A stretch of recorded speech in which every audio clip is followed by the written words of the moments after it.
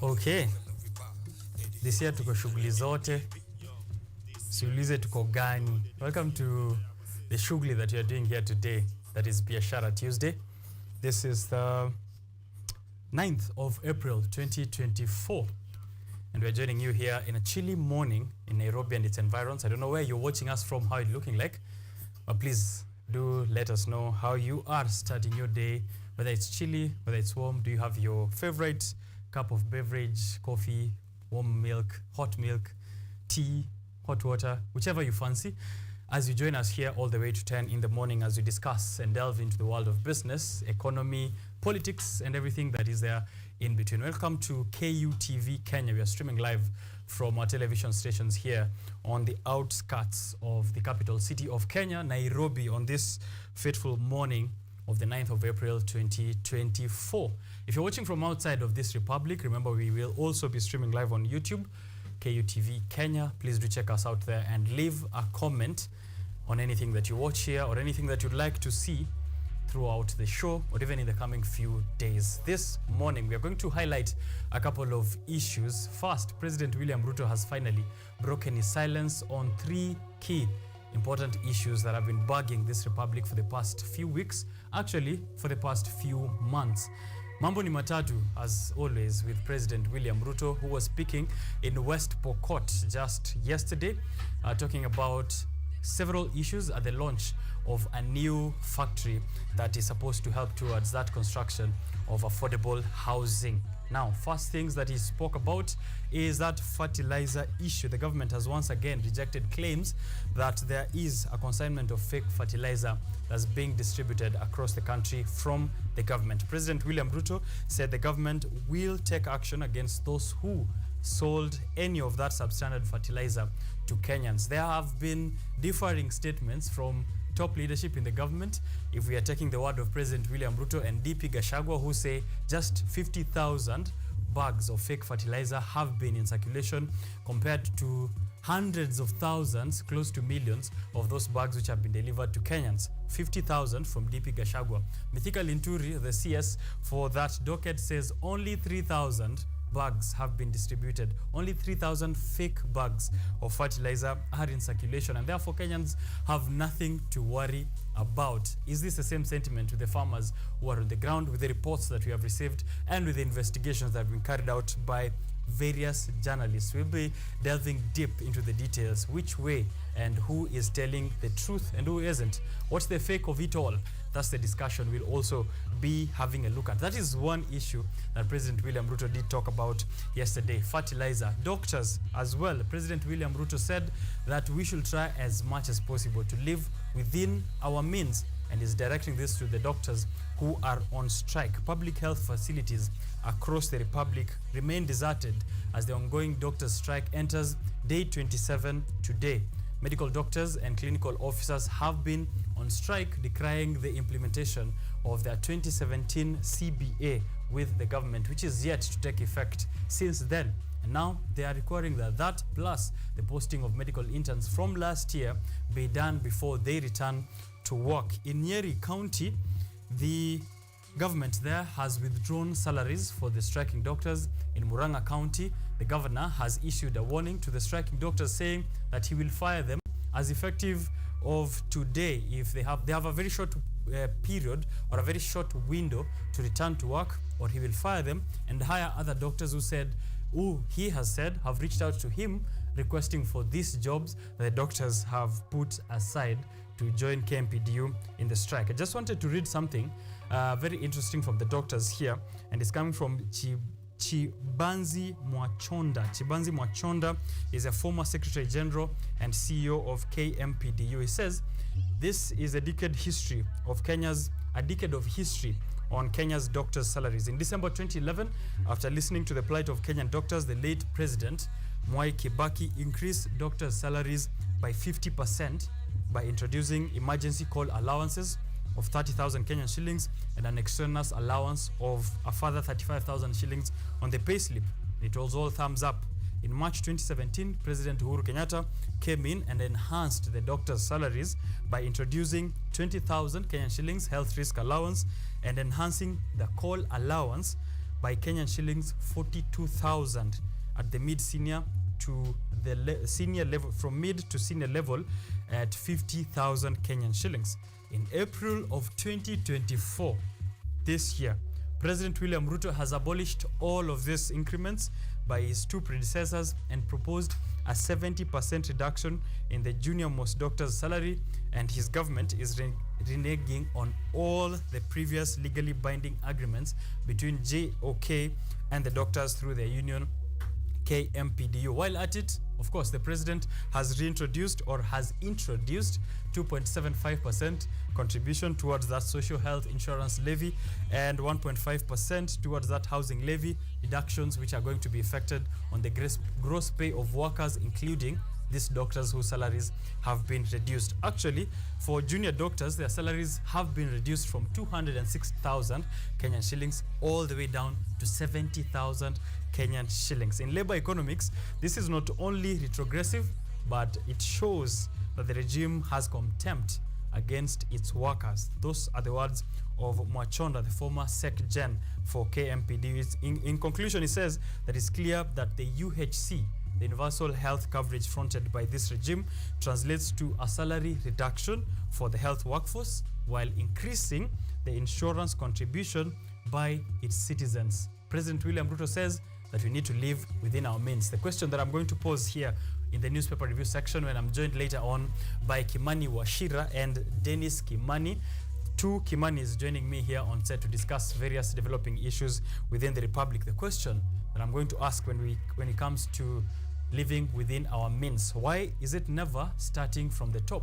We've never had CSs, we've never had MPs, we've never had the president taking a pay cut when we are discussing living within our means. But with the president, mambo ni matatu. Whether you either heed to his call, ship out, or he ships you out. Those are the only three options that you do have. The third thing that President William Ruto did touch on is the insecurity issue, which has been bogging the Rift Valley region. He says, and he has issued a warning to all leaders and citizens who are involved in the insecurity issue that is there, the banditry attacks that have been occasioning the region of West Pokot, Baringo, and other neighboring counties. He was speaking this while in West Pokot and saying that he's now ordered the military to take over the security operations in that area, and this will return the region to normalcy, ensuring that students are going back to school and that all operations of business and life are ongoing without any disruptions whatsoever. We'll be discussing all those statements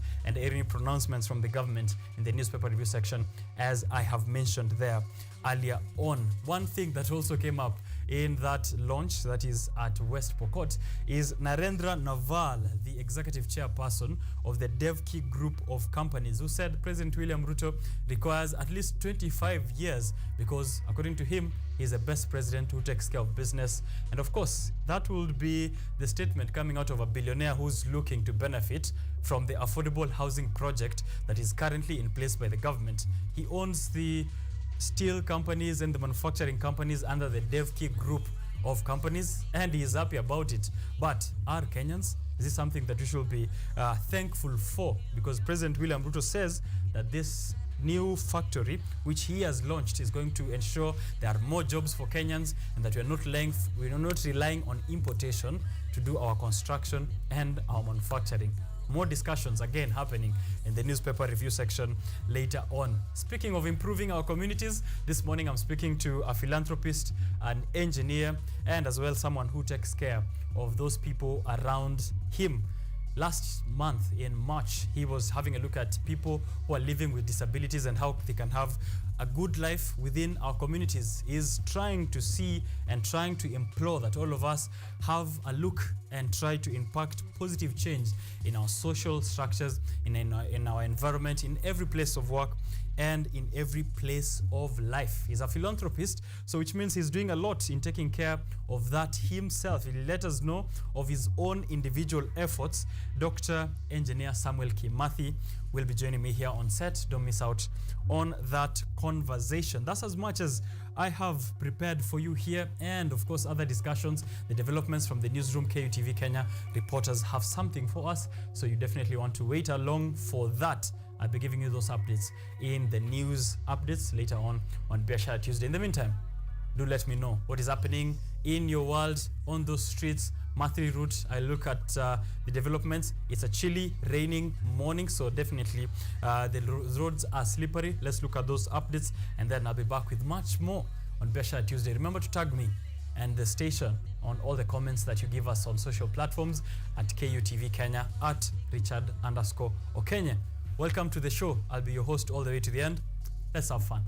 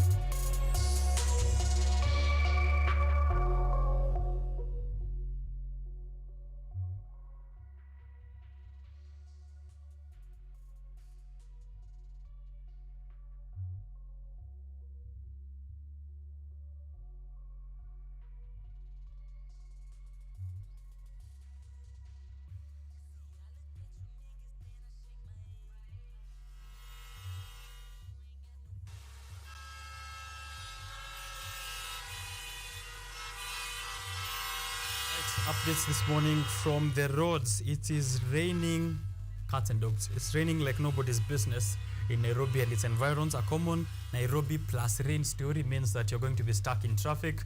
And as I'm seeing here from Thika Road, kutoka TRM is in Roysambu. From TRM, it's slow and it stands still at Utalii, which means from TRM all the way to town, you're going to be in some sort of parking lot. Try to find alternative routes if you are not yet at those places that I've mentioned, and do let us know what alternative routes you're using so that we inform others to try and use that. But please drive carefully, drive slowly. It's slippery out there. Harrison Joroge anasema these guys around Glove, is it Glove roundabout or Globe roundabout? Glove roundabout are busy collecting morning offerings but can't collect this. And this is an image of a matatu without a number plate at the back. So he's saying that these guys, I'm guessing those are traffic police officers who are around that Globe roundabout, busy collecting morning offerings. That's what he's quoted them as. The Nairobi-bound train from Ruiru is currently shaking and snaking its way through the Makadara train station. I don't know why he said shaking and snaking at the same time, but thanks for that update. Anyone who wants to use it, fika Makadara and find yourself to town. Magadi Road, that's an alternative route, by the way. If you want to get to town and avoid this traffic situation, jaribu train leo alafu tuambie kunaendaje. Magadi Road also stand still. Joseph Kilembwa ako kwa barabara amesema nimekuwa hapa nimekuwa hapa for 30 minutes. It's 7:47 in the morning, which means he was out there as early as 7 na haja fika mahali alikuwa anataka kuenda. All right, that's information on Magadi Road. Closure of road by 7 p.m. That is on the Garissa route. So let me get you that information. KENHA Kenya has directed the closure of the Garissa Mororo Road due to the rapidly rising water at the Tana River. So kama unaelekea hizo sides, Garissa Mororo Road, just know that it's been closed as of yesterday. Pronouncements by KENHA Kenya. With rampant road accidents, are the authorities taking any data or analysis with all these accidents on what could be the major cause? That's a question from a Kenyan, a concerned citizen on the increased number of road accidents. Another terrible, grisly accident at Kericho happened yesterday. Kericho kwa Esta area along Kericho Nakuru Highway, involving a trailer and a Toyota Probox. A sad and sore night. Videos here, nothing that's pleasing.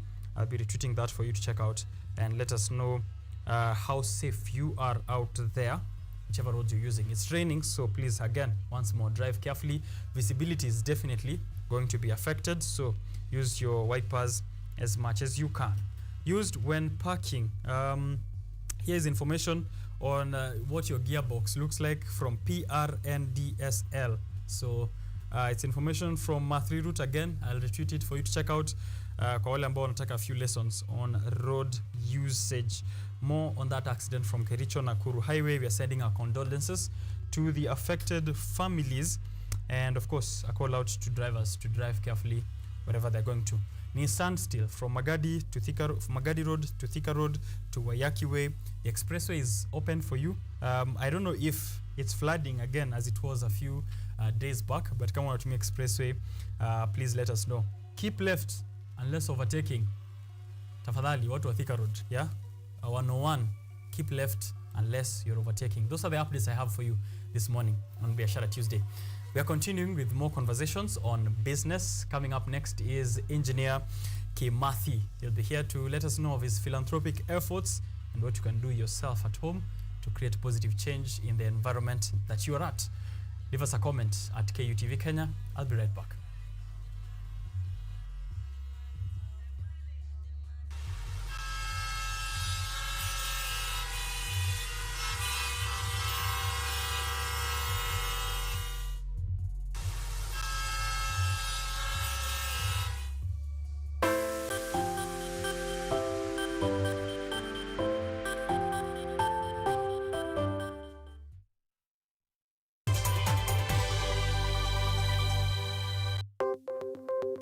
Maelfu na maelfu ya wahamiaji wakiwa na watoto kutoka nchi za Amerika ya Kati wanaendelea kuwasili kwenye mpaka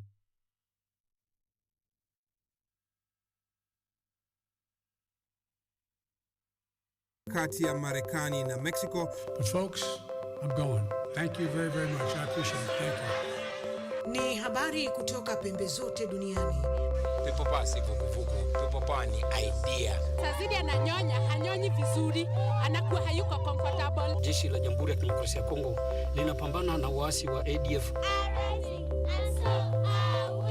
Kwa sasa wanatoa wito kwa mashirika, makampuni na vile vituo vya uchukuzi. Mambo mengi yatakwenda kama yalivyopangwa. Hapa ni kuna mmoja wa viongozi wa chama cha wavuvi katika eneo hili. Zaidi tunajaribu kuwapa chanjo ili ina boost ama inanyanyua kinga ya mwili, ndio inaenda kupelekea kupambana na virusi. Ni duniani leo, Jumatatu mpaka Ijumaa, moja kwa moja kutoka VOA Swahili, Washington DC.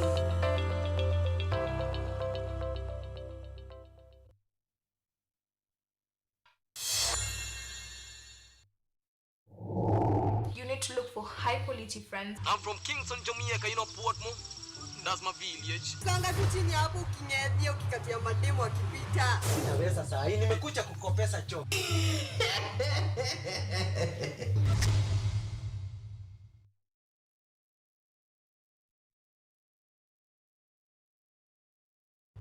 From the hospital corridors, we bring you experts to discuss issues affecting your health, from diet to mental health. The familiar and the ignored are both put into perspective. We then dive into the environment and look at the effects of climate change and its solutions.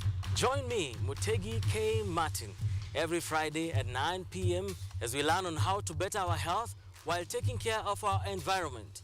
Only on KUTV.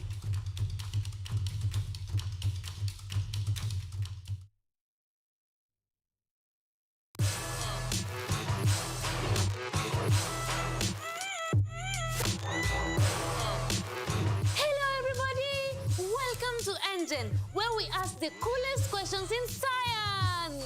Let's go! Is yogurt really just rotten milk? Why do humans need sharks to survive? How did a 12-year-old boy from Africa invent modern vanilla farming? How do you deliver medicine to a chimpanzee? Can poop be useful? How can you save the planet by reducing air pollution? To help us answer these questions, we are inviting some wonderful guests from the world of science. They will enlighten you, make you hungry for knowledge, oxygenate your brain, and make your ideas flow. This is Engine Season 3. Let's go!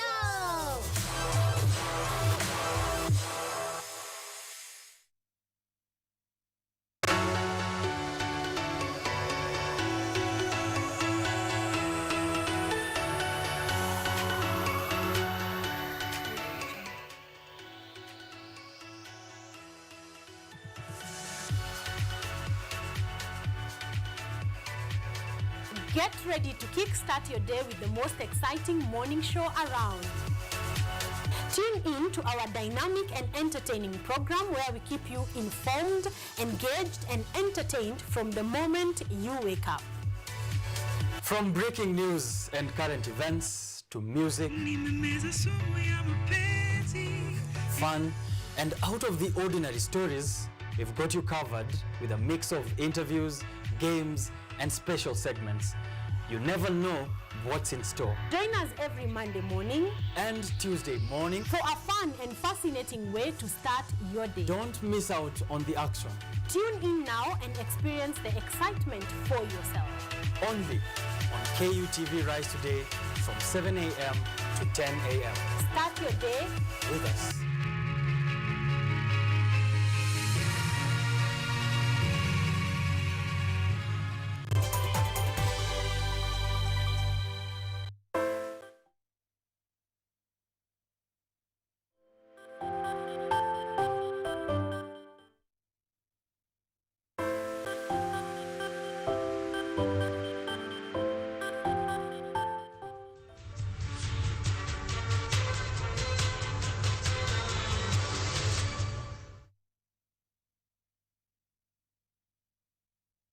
Thank you for keeping it here. Please, again, let us know where you're watching from. I see here already my director, Boniface Odhiambo, anasema ana watch show. He's here with us, but also enjoying the show as well. Emmanuel Kurgat anasema I'm watching from Nyayo Hostels. Right, within Kenyatta University. Kipkorir Emmanuel, actually. Kipkorir Emmanuel anasema watching. Ojang Mariam from... John Mariam from the UK, and he says that I shouldn't say where the UK is this time round. Nimeacha abbreviations for you. Douglas Katwa watching from the CBD. Anasema ako Kimathi House. Kimathi House, that's funny because the conversation I'm going to have next year is with Samuel Kimathi. So, labda he is the landlord of where you're at. Atatuambia as well. Continue tuning in. Claudia Mololo, you're watching from Kahawa Sukari. Salome Muhuni, watching us all the way from Rongai. I'll be reading more of these comments as they come in when we're going on with the show. The conversation we're having right about now is on creating positive change in the community, the environment you're at. It is a cold world we live in, and it's easy to forget that you need to create positive change, and you need to keep that positivity going in philanthropy, in business, and in any area of work that you are engaged in. So let me get it from the horse's mouth, what he's been up to and what lessons we can learn, one or two, from what the work he's been doing looks like. So let me not preempt so much of that. Let him introduce himself, and then we get into the conversation. Buenas, Kimathi. Yes, please. Thank you so much, Mr. Richard. Good morning to you. How are you? I'm very fine. Yeah. How is your year coming along? We're in the second quarter now. Yeah, we're in the second quarter. So long as we are alive, we just tell God thank you. Yeah. Besides the tribulation or the challenges that we're passing through as the normal Kenyan. Yeah. However much we are hopeful about tomorrow. Mm-hmm. And compared even with other countries, like in the UK right now, we are undergoing a recession. Yeah. I would say Kenya, we're in a better place. Yeah. Better than most of the countries outside. Okay. Yeah. So despite of the gloom that is being cast, or the shadow of gloom that's being cast across the world, we should take pride in that. We should take pride. Hope is always the best. Yeah, it is. It is. Yes. Welcome to the show. Thank you so much. Please introduce yourself, and then we can get into the details of this conversation. Viewers, my name is Dr. Engineer Samuel Kimathi. I live and work in Mombasa, but I hail from Meru, a place called Tigania West, not far from Meru University. And it's really a pleasure to be in this show this morning together with Mr. Richard in KUTV. Right. Yes. Thank you. Question number one, yes, which please. is more of a personal question, less for the audience. No problem. Why should I care about why should I care about creating positive change? I mean, they say even when you're getting into high school, you came through those gates alone, you leave these gates alone. Yeah. You came into this world alone, I leave this world alone. Why should I care? And who should I care for even? there is an old saying that if you want to go quickly or faster, you walk alone. But if you want to go farther and be persistent in it, you have to walk as a team. So in high school and in college, definitely that is what we are advised by our parents, that you came in, which is true, we came in alone, and we leave those gates alone. But remember, what even makes you even excel in that class that you are in is as a result of teamwork, with the discussions you normally do with other teammates. It's only that you just need to know your principles and know where you belong and how you can incorporate with other classmates or other team players. Yes. So yes. if you want to go further, it's important to work, create that kind of change. you have to work as a team and create that change. Yes. What inspired you personally to get into philanthropy and entrepreneurship? I would say is from my family background. My parents, I thank God I have both parents, and the way I see them work around with the community, it makes their work easier by redeployment, and also, you know, a simple job like a shamba work. You see that whenever they are in need of, let's say, weeding the farm or planting any crop they want to do, they cannot do it by themselves. So they have to incorporate the neighbors, they have to incorporate the community at large for that work to be easier and more convenient. And you see people from that kind of job creation, they walk home at the end of the day when they are happy and joyful, because at least they are going to put something on the table. Yeah. So that is the source of, you know, that joy that comes from within by helping people is more satisfactory than even having everything to yourself. Because the more you get, the lesser you're gonna keep. All right. Yeah. The more you get, the more you will also want, which means it's you're trying to satisfy an appetite that is never ending. Exactly. Yeah, if you're selfish in that way. Yes. When it comes to creating positive change in community, there is a sense of course, personal motivation. Yeah. But then, you know, there's discouragement when it comes to other people not participating, or if you're trying to effect change. I'll give an example of someone trying to take care of environmental issues. Absolutely. You're doing a cleanup, kesho yake unapata wamemwaga tena hapo uchafu. Or if you're trying to encourage children to go to school, unapata tena wamerudi to other activities.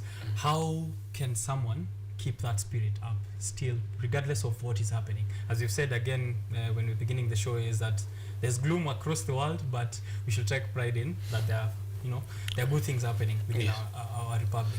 How can I do that on a personal level when I'm trying to create change, but I see the people around me either don't care, don't want to participate, or they need me to push them? Just like a school class project where unafanya project, kuna yule anatokea kuangalia imefika wapi. How can I keep true. motivation up? In the first place, you have to be passionate. And as a result of passion, it will create something within you that we call patience and persistency. Those principles, they really help people impact positively in people's lives. Definitely also having an open mind, it's tantamount in any person's persona. Because for instance, as you said, you remind me back in college whereby if you were given an assignment or a takeaway cut, you'll find yourself struggling, going to the library, going and working your ass off, making sure that you have everything within the limits of the questions that you've been provided for. Then somewhere from nowhere, comes and tells you on the last day when you're supposed to hand over the following, or even the same day, please, would you kindly assist me with your answers? And the iron of it, sometimes they will even do it and they get more marks than yourself. Right? Yeah, it's very heartbreaking. You see, so... I did all the donkey work for you to take the credit. Exactly, and now you end up feeling a bit irritated. That's normal. Yeah. That's normal. But that doesn't mean that you be mean. The only thing is that you ought to try and encourage whoever who is used to doing that to try and do it for himself, or even joining hands together and going and doing that research together. It is of more benefit. So, come to your question. If you want to impact the community at large, remember you have to have an open mind, because people are made of different characters. So you don't expect other people to be like the way you are, but you have to understand the personalities of those people prior of engaging, so that when you engage, you'll be able to know how you're supposed to engage. It's just the same way the way you handle a kid in PP1 is different from a kid who is in grade 1 or grade 2. The way of reception is different, and the way of approach should be different. All right. Yes. Okay, makes sense. Yeah. And I think will apply as well if you're trying to do positive change in different communities. Absolutely, they exactly. will react different. Yes. Depending on their culture. Yes. How's that been like for you so far? It has been challenging, I would say, to be honest. It has been challenging. It has not been a walk on the park. But then, as I said, if you're passionate in it and you find satisfaction in doing it, it's more prominent rather than doing something that you're not passionate in it. For sure. Yeah. What are some of the tangible projects then that you can mention at this point that you've been able to pursue with your efforts? Let me start from a small beginning. Yeah. I remember before I got married, I had a project of trying to help kids back in my hometown where I've been born, and the school there used to perform poorly. And I said to myself, there's a time when I was in Juja Boys, the so-called Jake Watt. It's now apparently we dilute your ratio. Yeah. Juja mixed. Yes, Juja mixed right now. Yeah. So I was in Jomo Kenyatta University of Agriculture and Technology, and there's a time when we had 1 year recess as a result of strike. And during that time, I took that opportunity to go back home and impact the little knowledge I have to the kids within the neighborhood where my parents are coming from. And I volunteered to teach them for 2 terms. And throughout the volunteering work, I had a lot of challenges because people were not believing. Others, they would even bring politics over that I'm not a professional TSC teacher. I'm not, and all that. But I had to shun away those negative comments and dwell on the positive and be consistent, because I had a goal and I had a mission. And I remember they used to perform in the locality. They used to come like position 6 or 7 in the compared to other schools. But when we did the 2 terms with the help of other teachers who embraced me positively, they managed to get to even position 1 within 2 terms. And those kids, when they cleared their primary school, I normally meet them, some of them, they even cleared the university right now. And they are really, really proud of the kind of work we did as teachers during that tenure. Nice. Yeah, that's just but an example, but there are other bigger projects that I've done. If I have time, I can discuss about them. One that I was very interested in, because we had a discussion here last month on please. a couple of discussions actually on people who are living with disabilities. Yes. How was that like, and why were you keen on that project? I was keen because I'm also a disabled person. Oh. You're right. I was not aware of that information. Yeah, that's one. I'm a disabled person. By virtue, I broke one of my arms when I was young, and I know the challenges that we pass through as people living with disability, especially when trying to do some hard works and some tedious work in the society. So I noticed that most of the people living with disability, first of all, they have low self-esteem because of the way they are disregarded by other community members at large. And on the other hand, you'll find out that even the parents themselves, some of them, they even disown them. And they put them in enclosed places, like in the houses where they cannot even see the sun of the day. Yeah. So I felt painful about it. I felt bitter, but I noticed that most of them, first of all, I have to deal is with their psychology. How can I handle their esteem to raise the bar so that they'll be able now to project themselves to go outside there and face the world with confidence. All right, and those are some of the projects that I'm working on right now. And we even began an institution, no matter how small it is, but it's really picking up so quickly by offering training for people with living disability, from carpentry to you know, the normal TVET courses, driving and all that. And some of them who are not even registered with the NCPWD, we are volunteering to help them register and paying for that process for free. Why? Because we want them to realize what is their constitutional right. That's the first thing. Secondly, they also need to know the benefits that come with the PWDs. And the third thing, they also need to be empowered so that they can be in a position to be self-sustainable in their own way, together with their families and the rest of the community at large. Yeah. That's great. That's great effort. I mean, congratulations. Thank you so much. Humbled about that. You've done so far. Now, when it comes to impactful endeavors such as the ones that you're up to, and you've hinted in there when you spoke about you know, going back to a former primary school or to a former you know, to a primary school to try and create change and teach and volunteer and drive that kind of change, positive change. There are sometimes political you know, issues here and there. I know in central Kenya, when you start speaking of a couple of issues like jiggers, for example, becomes political. When you go to other areas as well, you mentioned something else. When you go to the coast and you mention drugs, it becomes a bit political if you know, persist. There's that. There's also, you know, because we're trying to institute or to try to inspire positive mindset when you're trying to create a positive change. There's also issues of, you know, feeling heartbroken when you see the massive level of problems that we have. So if you're trying to help people with disabilities coming in, sometimes you think it's a small issue and then you realize there are deeper issues, there's structural issues, political issues. With these two problems that I've mentioned, there are these two challenges, political and also, you know, that sort of heartbreak when you see how big of a problem you have to solve. How do you keep going? How do you maintain a positive mindset?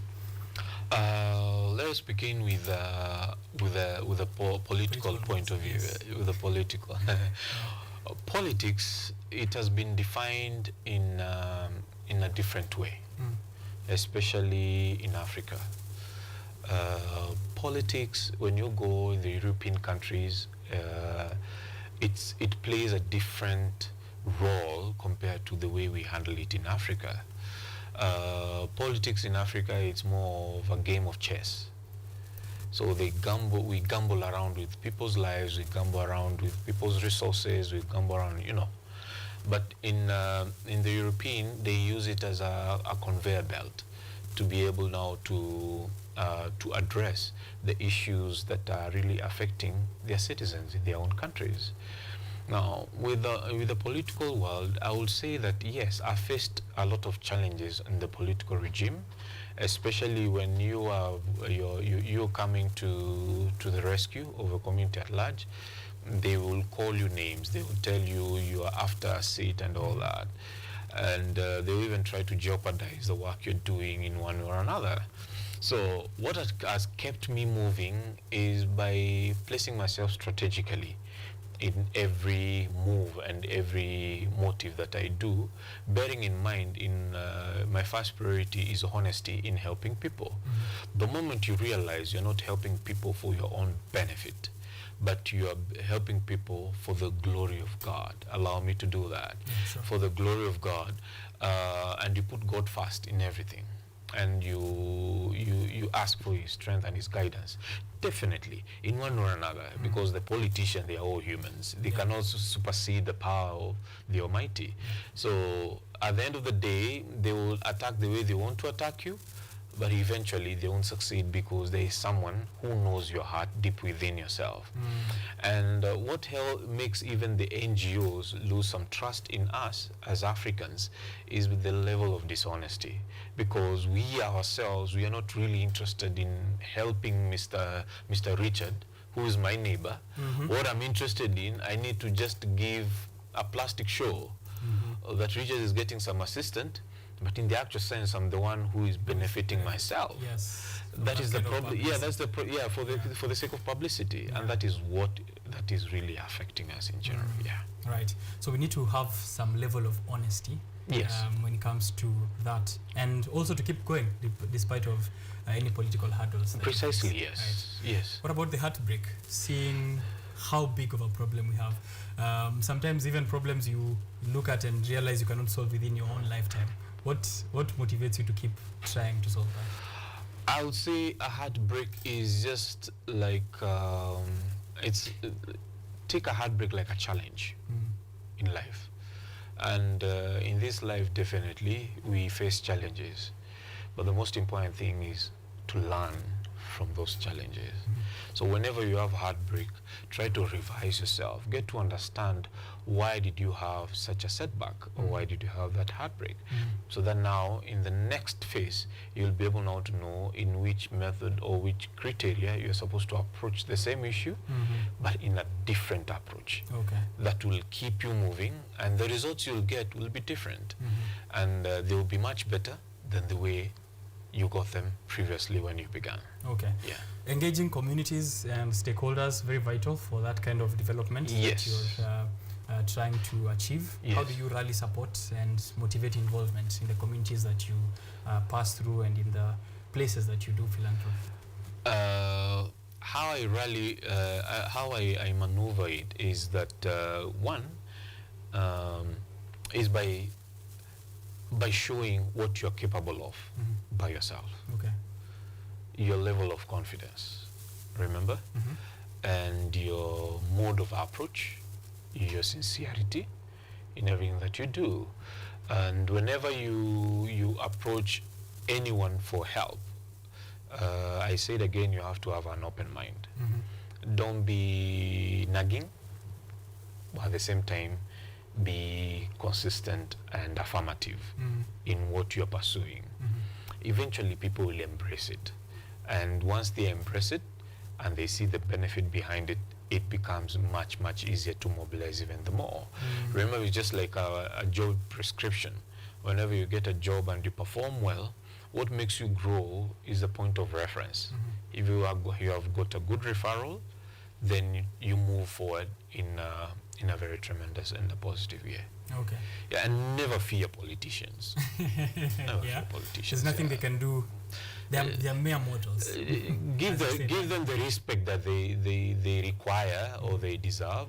But then again, don't mix yourself up with your queer motives. If you realize a politician, not all politicians are bad. It's the same way in church. Not everyone is born again. There are people who are there who are funny, with funny characters. So the same way, not all politicians are bad.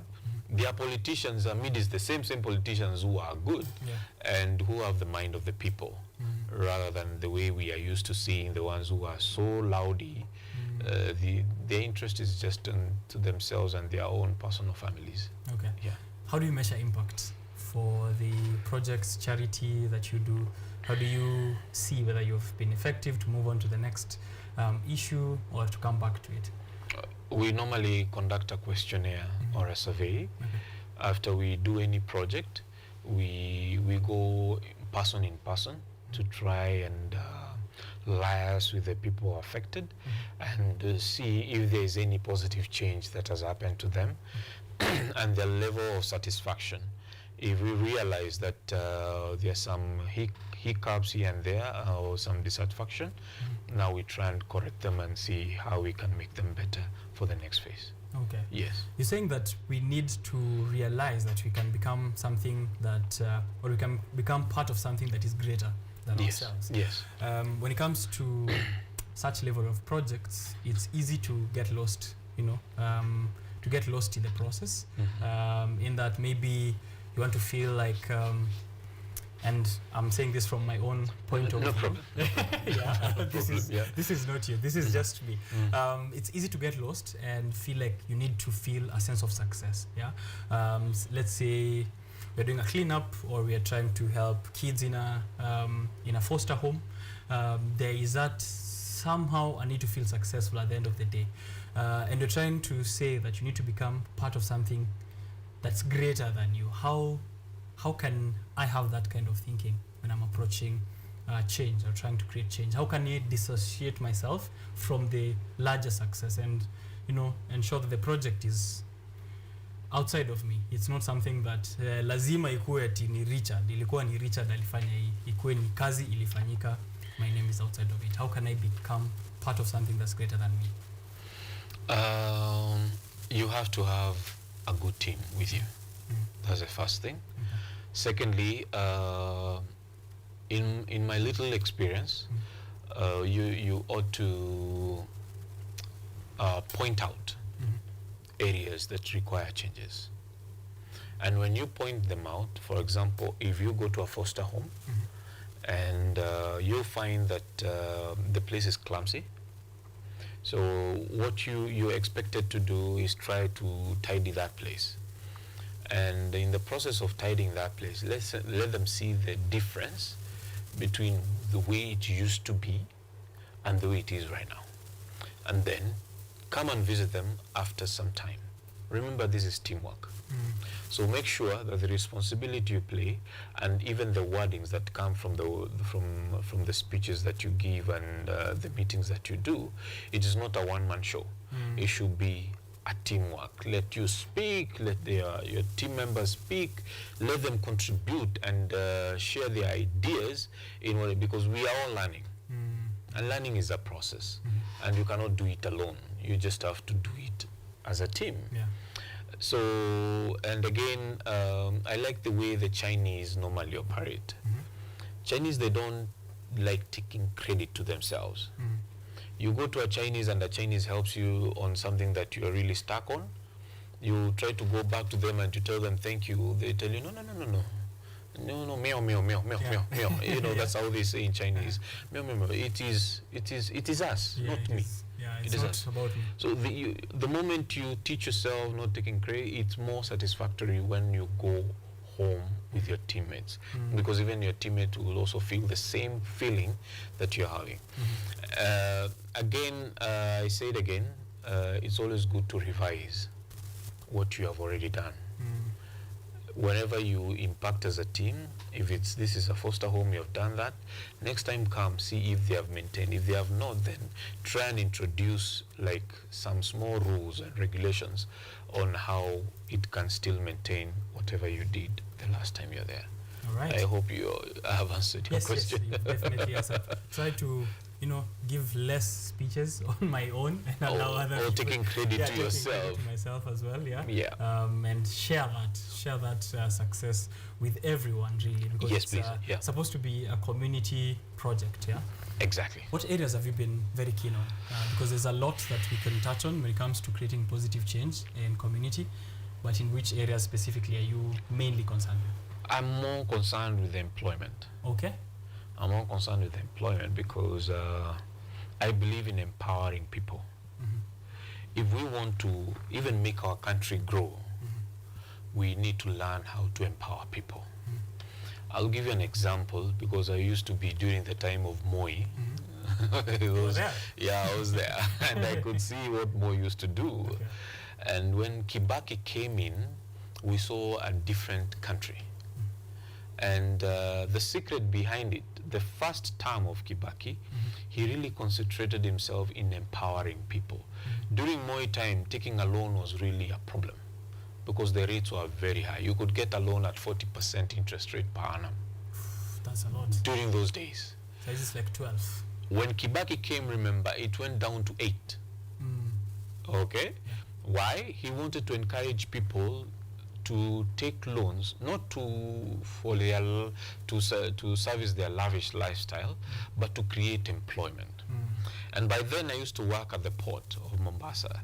And I remember if anyone will bring like 10 containers of mutumba, all right?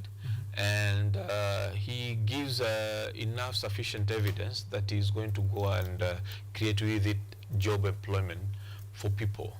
You, the elderly, the middle-aged, and everyone, he will be allowed to get those goods in duty-free Why? Because Kibaki was looking at, if you create jobs for 10,000 people from whatever you're importing, all right, compared to the duty I should pay for those goods, I think as a government I benefit more from the employment, because one, there will be security. Those people are busy. So there will be no nabbing and you know, stealing from one another, robbery and all that. Secondly, he knew very well, if I empower the people, the salaries that I get, I'll get the pay as you earn. Those small taxes, but they matter a lot. Again, it will boost the NHIF. The moment it boosts the NHIF, it will give us sufficient ground to even take equipments from Europe and China and Asia to service our hospitals with better machineries. All right? And we'll get the best medication. From what? From creating jobs. From creating jobs. And that is why you remember, to own a motorcycle during Moi time, it's like owning a Peugeot 504. It was really, you know, it was for the few. But when Kibaki came, he said, you know what, import motorcycles duty-free. And when he did that, the 500,000 youths that were unemployed in a year, they got jobs. And it even helped people to you know, to be able to go to their workplaces and saving on time and cost. The fuel cost also went down. So the difference between the Kibaki time and the current regime that we are in is that you find that we are not really interested in empowering the community with employment. And we start with youth. Youths are not a complicated lot. All we require is you make our minds occupied by motivating us. Give us a reason as to why we should come from the urban area, go to the rural, farm with the inputs you're giving us, and then give us an outline on how we are going to benefit from farming. And we realize it. It's not a battle of politicking. It's the truth. You tell us the truth. And those inputs, the distributions, they are supposed to be done in an electronical way, not just issuing out with people. You know, it doesn't work like that. You go to developed countries, anything that they want to distribute to the people, they do it electronically, whereby they know the population, they know by their identity, they know by their addresses, they know everything. So if they have to distribute anything that comes for the community, it will get to you on your doorstep. That is how we are supposed to embrace the living today. And that's what I'm trying to forge forward for. Yes. Right. Job opportunities and financially empowered people, definitely, probably the greatest way to create positive change in community is this many people are financially empowered, which means they can come and build projects, build businesses, contribute back, pay taxes. That's a lot of benefits. I can't even exhaust. A lot. And no one will feel the pain of even paying the taxes. Because they have enough. Exactly. I have enough to pay. Right. Only difference is that I'll get into the regime conversation later in the news section. Here we are talking positivity only. So job creation involves, as well as in the empowerment, involves skill development. Do you have that? Do you have an approach to skill development, skill building programs? We are not really strongly capacitated right now. But then with the humble beginning we are having, because I remember I even tried to come up with a project back in Tigania West constituency by getting a macadamia crushing machine that would have employed like 1,000 people in a year. Someone who has never stepped in school, that casual laborer will be, and who has a wife and who has a husband and they have children, will at least get a minimum of 15,000 shillings per month, all right, on a 1-year contract, whereby in 1 year you should be in a position to have planned yourself how you're supposed now to go outside there and also have that kind of job creation, or even try and build them on career-wise by training them how they're supposed to do it once the year elapses, because you're not coming back to the factory to create job for other people who did not get the opportunity. You'll be able now to go and build the society outside there. And when I remember I came with this project and I approached my local member of parliament, he was remorseful about it. He was not interested at all. And with our 1,000 people, you can imagine the kind of impact it would have created. We had even gone ahead and partnered with Meru University, and they were willing to lease to us about 2 acres of land within the institution. And we were in the process. By then, Moses Kuria was the Minister of Trade. We're in the process of approaching Moses Kuria, the CS then, to at least finance us with some substantial amount of money to set up the infrastructure. And we were to do even sort of a research institute within, so that we specialize in the macadamia and try to empower the community at large, how they're supposed to harvest those macadamia and come up with an even better genetical process on improvising or improving our macadamia nuts that will be in a position to compete with the rest of the world in the competitive world, right? So it was shut down. Unfortunately, it was shut. So I never gave up. That is a setback I'm trying to tell you about. Right, nice. I never gave up. What I did is I sat down with my team and we asked ourselves, which other way can we approach so that we'll be in a position to set up whatever we are planning to set up. We say now, because that was a big startup, let us start from small and let us specialize with the persons with disability first, and they are the people who are less fortunate, who cannot afford to go to school, by giving them training programs at a very fair fee. You can imagine someone can be trained to do sewing and knitting using the machine at 10,000 per year, and a year we have 3 terms, but we only charge you 10,000. So that's like 3,000 a term. That is like almost internet. Wi-Fi. Exactly. Yeah. And we don't have donors as we speak right now. We are using our own pockets. Bootstrapping to success. Yes, we are servicing the teachers who are there. We are trying to service them with the little we have, and the money that comes on board, it normally comes there for feeding program, because these are children and people who are supposed to feed on daily basis. So that's the purpose of that money they are paying. But the rest, from materials and the rest, we just have to sacrifice our own salaries, sacrifice our own incomes to make sure that it's up and going. And I can tell you, it will be a success. It will. Very soon it will be a success. I just realized we glossed over the details of the projects. Please let us know what that is and where it is happening. And for the people who might be wondering, mnaongelea nini na inafanyika wapi? Ameshikilia sindano ready to sue. We have a Karma, it's called Karma Institute, Training Institute. It's based in Tigania West. Okay. A place not far from Kianjai. There's a town called Kianjai, past Meru University. Okay. So in that institute, what we are trying to do is we really want to create a community that is free from drug abuse, that is free from domestic abuse, and at the same time have people create their own jobs for themselves and for their own society at large. All right. Yeah. So people who are in that region, are they allowed or are they invited to come and check out if they want to also be part of the program? Of course, anytime. We're even having a sports event in the next 2 weeks. Okay. That we'll have a rerun about it. And what we are doing is that the NGOs outside there, let them come at their own peril. We'll do what we can by ourselves. If they feel in their heart they need to come and help, the door is open. All right?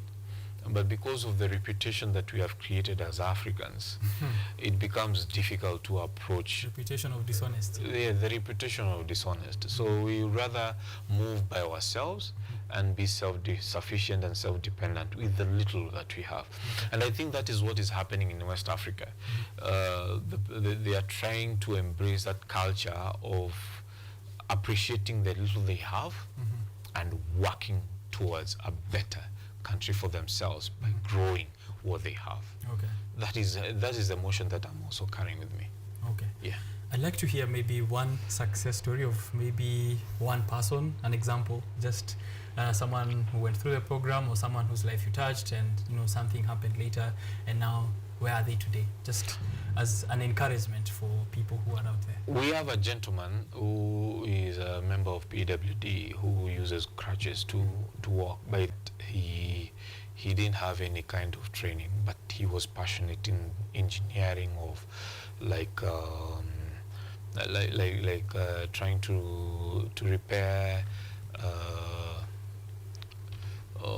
trying to repair bicycles, trying to repair the small engines that are used to pump water, okay, the pumps, and also trying to also make wheelchairs for themselves, but he didn't have the training. So what we did, we sponsored him. You know, if you realize I don't say I. Yeah, I love it. We sponsored him. We love it. Sorry, we love it. Yes, we. Thank you. So we embraced and we sponsored him to go to school for training at Bombolulu. There is an institution for disability in Bombolulu. And when he got the training and he came back, right now as we speak, he's the one now who is teaching the rest on how to do the same. And on his part-time, he has his own garage whereby he gets quite a number of orders and jobs to do 1, 2, 3, and he earns a salary. I mean, he earns some substantial amount of income. I remember the other day even he came and told me, you know what, I need to get you at least a soda. To say thank you. To say thank you, you know.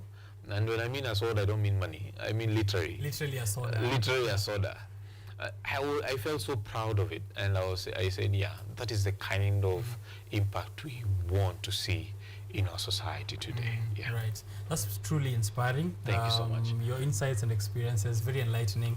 And for someone who's out there now watching and, you know, they're like, I'm a small person, man. I can't do what Kimathi is doing. I can't move around from Coast to Tigani to, you know, what can I do? What can I do where I'm at right now to create positive change? Start with your neighbor. Where you come from, or even where you are right now. Start with him.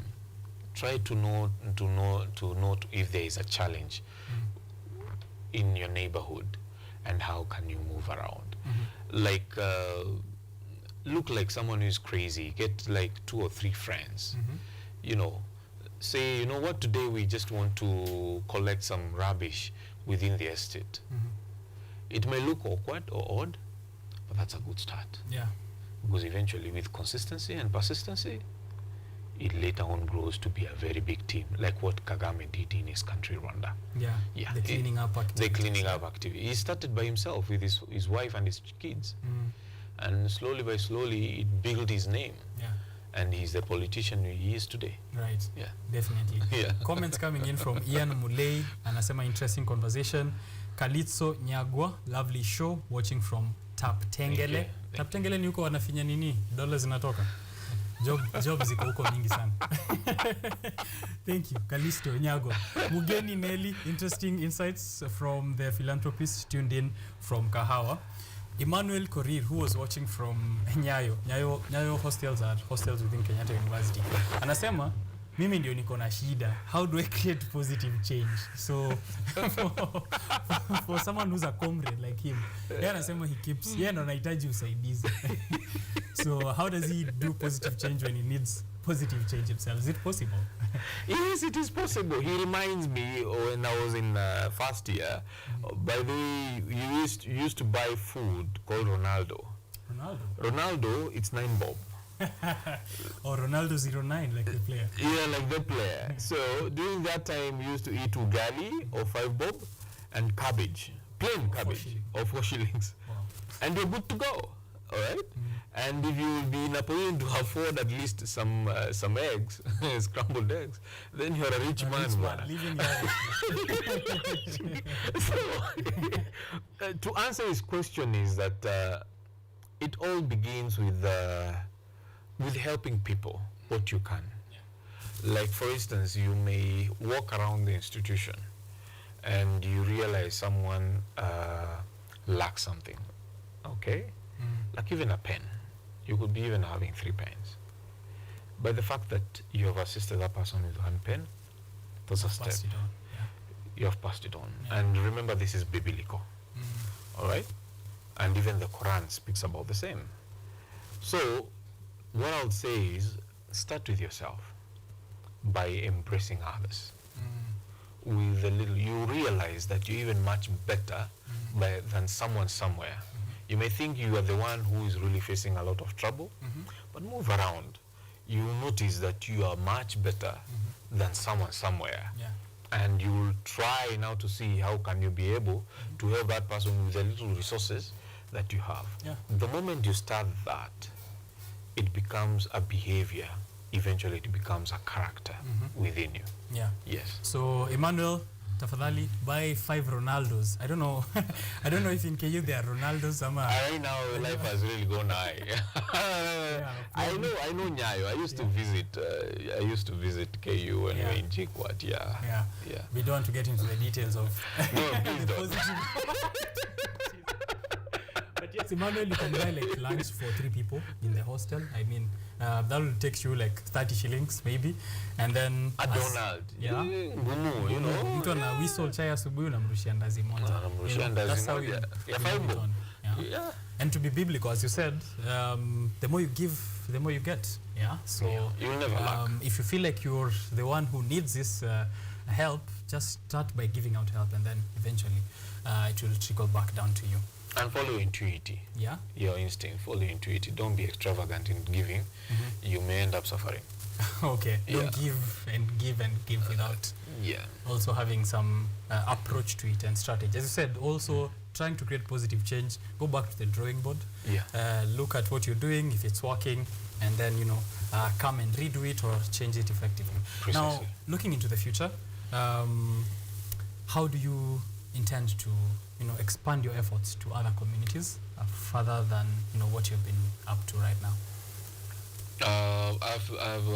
We as a team, we have started by trying to approach the local institutions by trying to start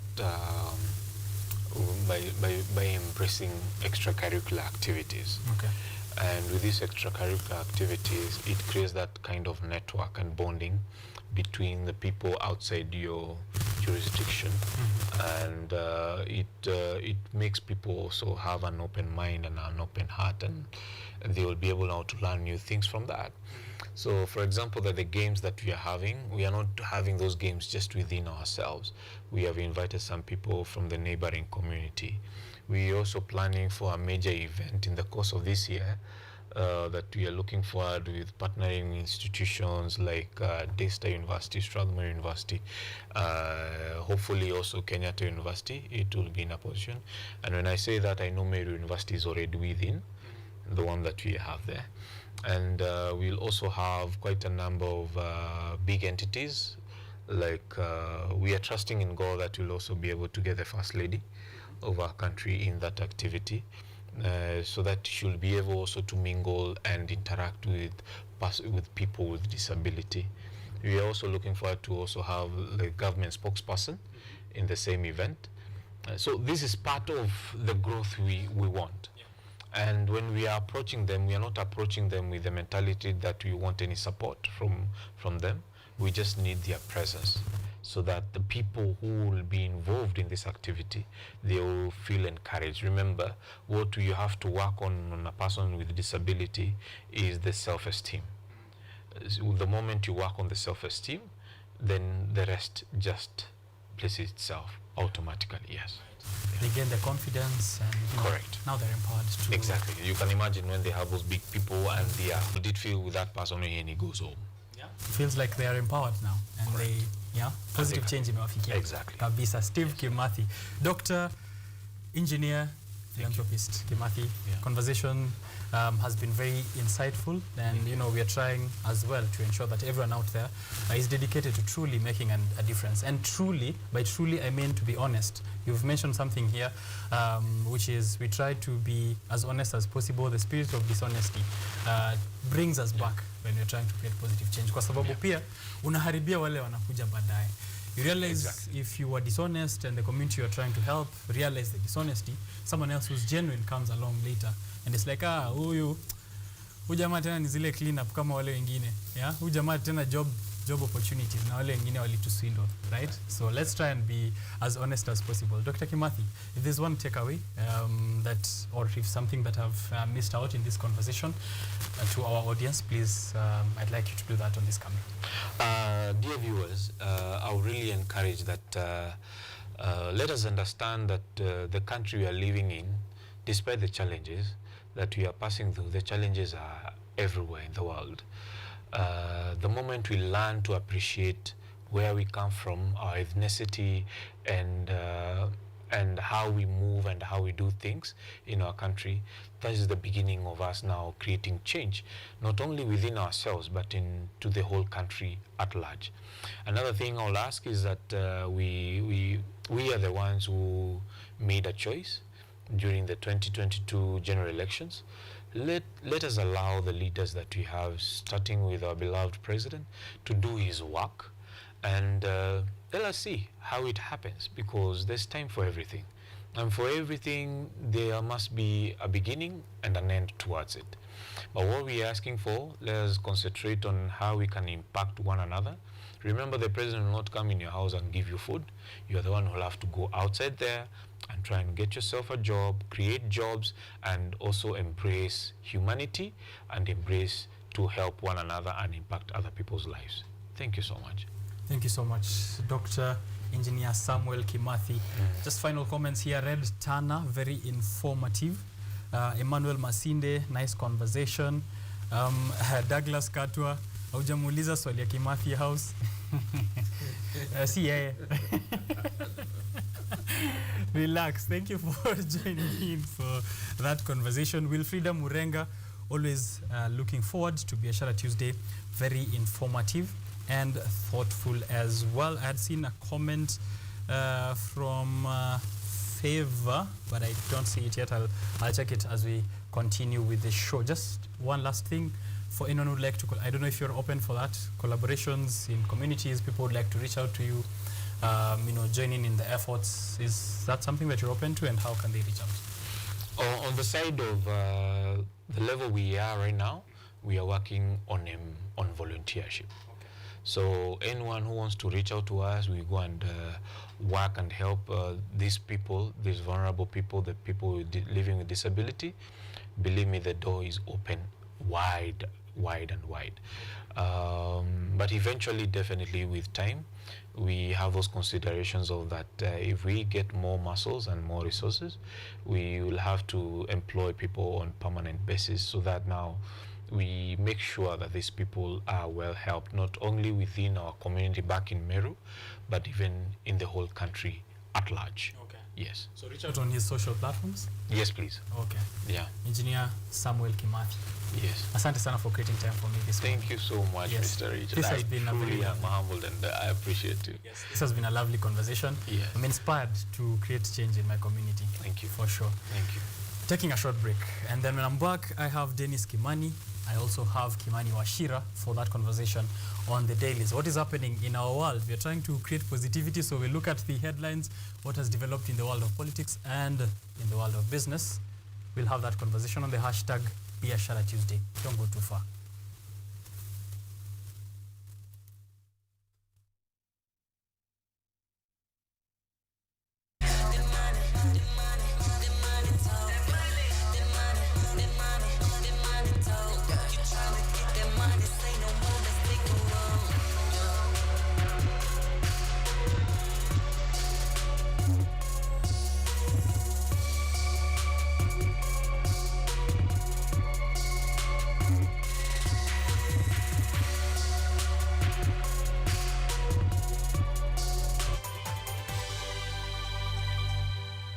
Are you an aspiring media practitioner, a graduate, or you just want to advance your skills in television production? Then welcome to Kenyatta University, where education meets innovation. KUTV, the premier university television station in Kenya, is now offering short courses in TV studio, field technical operations, and video editing. Through these courses, you will acquire hands-on skills on camera operations, media production, lighting techniques, audiovisual editing, and sound and visual control, and how to operate key equipment in modern TV control room. Enroll today at KUTV and discover your full potential in cutting-edge TV broadcasting. Graduates of these courses will receive professional certificates.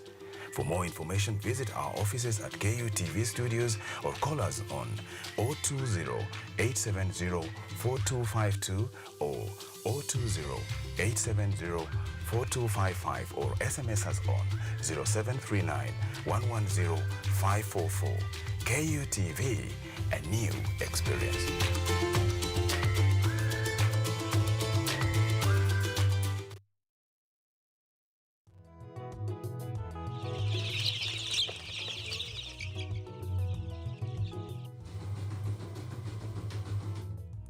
Kaunti maarufu kwa kuzalisha maziwa na ukuzaji wa majani chai.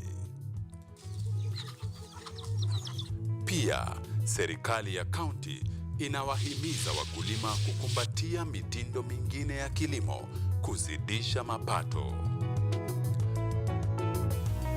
Kama kuna kikundi moja inafanya biashara ya kuuza kuku, hao pia tumewafadhili kuwafunza jinsi ya kuhandle zile kuku kwa sababu wanaleta kwa wingi.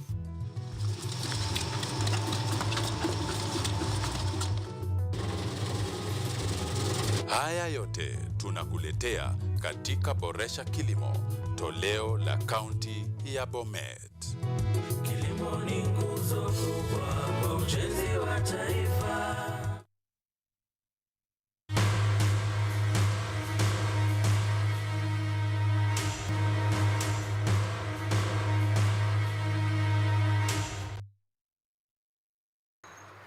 They are powerful and influential.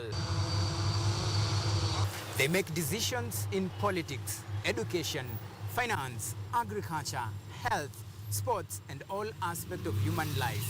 But the impact of their decisions falls on you, the common citizen. KUTV Primetime News Thursday. We ask bold questions and pursue answers to the core to bring you closer to the story. We couldn't have it any other way. Join me, Auma Evans, as I raise matters of social concern to raise your voice from the background to the foreground. Every Thursday and Saturday at 9 p.m. only on KUTV. Technology,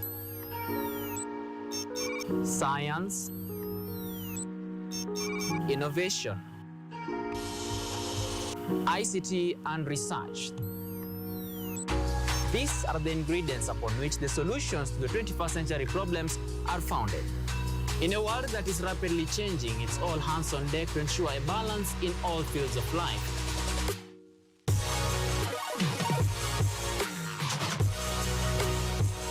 Women, young and old, are also in the front line, breaking the glass ceiling, becoming thought leaders in the larger tech space. Not forgetting other societies marginalized. And when the tech Avengers come together, we inch closer to a much safer, efficient, and sustainable world. What we view as a norm in today's advanced world was just an idea, and for nostalgic reasons, we trace back to the iconic days to bring you the retro tech. On Tech Innovation Show, we encapsulate all the pillars of the fourth industrial revolution, decoded in a language, all for one for all. Every Monday at 8:30 as we push the mantra, keep learning something new each and every day. Only on KUTV, a new experience. Lola ni programu inayokupa fursa ya kutizama video zozote pindi tu unapokuwa na nafasi. Hadithi za kukupa motisha, drama, maisha ya vyuo vikuu, teknolojia, masuala ya jamii, kuzuru maeneo tofauti, spoti, burudani na zaidi. Pata programu ya Lola sasa kwenye rununu yako kwa yote unayohitaji.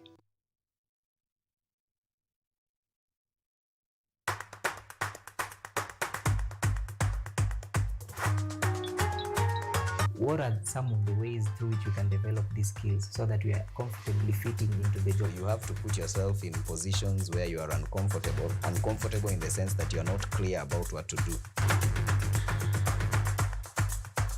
Because I used to work a corporate job before, So when I left, I happened to visit someone's farm around this area. So this project is called Security Breach Detector and Can Familiarize. It is meant to be used to detect, detonate explosives. We'll tackle all the tough issues, discuss all the weird moments, and hopefully share a few laughs along the way.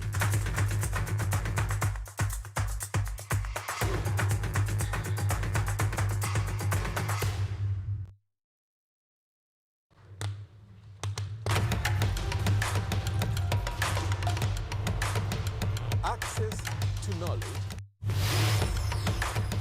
solution to unanswered questions.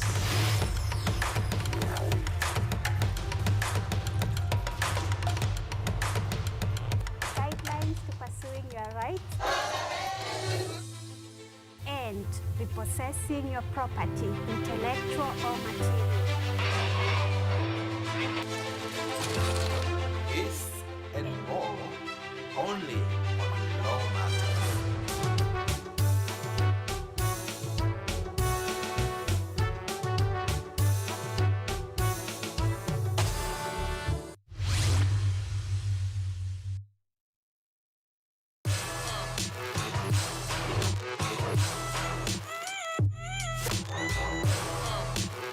Hello everybody! Welcome to Engine, where we ask the coolest questions in science! Let's go! Is yogurt really just rotten milk? Why do humans need sharks to survive? How did a 12-year-old boy from Africa invent modern vanilla farming? How do you deliver medicine to a chimpanzee? Can poop be useful? How can you save the planet by reducing air pollution? To help us answer these questions, we are inviting some wonderful guests from the world of science. They will enlighten you, make you hungry for knowledge, oxygenate your brain, and make your ideas flow. This is Engine Season 3. Let's go!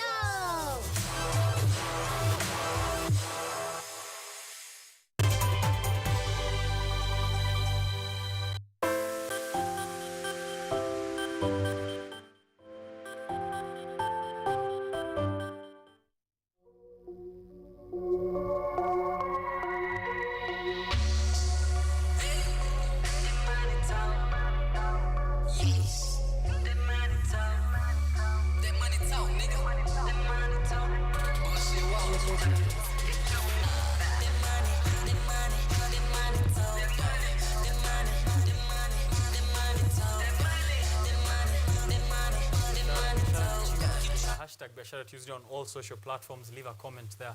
Let us know what you think of the happenings of the day. Just off air was Mr. Kimathi, Dr. Engineer Kimathi, who is a philanthropist as well, trying to do efforts towards job creation and empowerment, as well as others, which he has been up to in areas of the coast, Meru, and bits of Central. He hopes that he will scale this to other communities across the country as he looks at those issues, marginalized communities, people with disabilities, or people living with disabilities, because he's one of them and he's been doing those efforts in trying to empower them and give them skills that will help them be financially empowered to create a positive change in society. So the conversation here is about you creating a positive change in the society that you're in, whether you're a comrade, business person, an established person in the community. Just try and do something small for the next person, yeah? And then they will pass it along. Elevator inapandanga inakuacha huko juu, and then you send it back down to pick more people. So that's what you should be thinking about this week as you try and set a successful tone for business and work. That was Kimathi. We're moving to Kimani. Coming up next are two Kimanis for a conversation on the newspaper review this morning. Kimani Wachira and Dennis Kimani will be here on the show. Kimani Wachira is the former president of TVET Association, KYC chairperson, that is Kiambu Youth Council. Kiambu Youth Council, right? So we'll have a look at that. Kiambu Youth Council Chairperson, currently Kimani Washira, and Dennis Kimani, Youth Green Society Chairperson. They've all been here before on the show, discussing various issues, discussing the headlines, and this morning we continue with that, so don't go too far. It is going to 9 in the morning when we kick it off. Give me your thoughts as we come back to react, respond, and predict the happenings of the dailies. Don't go far.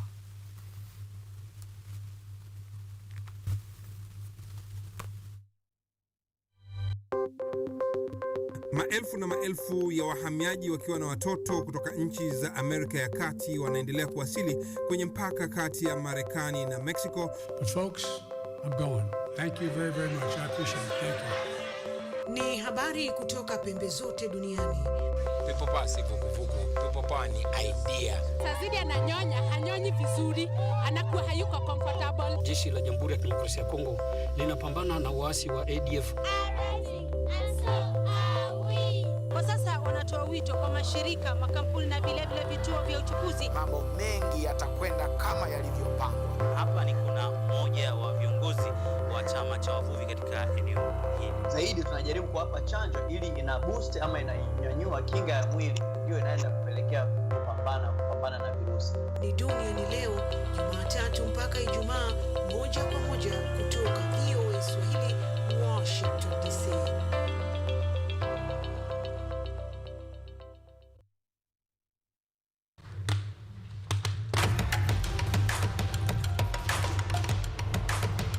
Access to knowledge, solution to unanswered questions.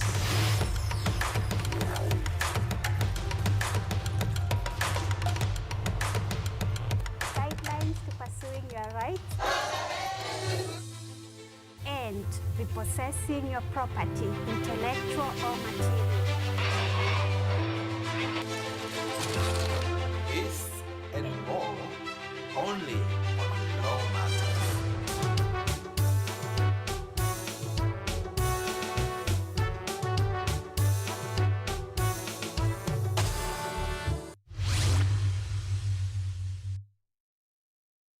Lola ni programu inayokupa fursa ya kutizama video zozote pindi tu unapokuwa na nafasi. Hadithi za kukupa motisha, drama, maisha ya vyuo vikuu, teknolojia, masuala ya jamii, kuzuru maeneo tofauti, spoti, burudani na zaidi. Pata programu ya Lola sasa kwenye rununu yako kwa yote unayohitaji.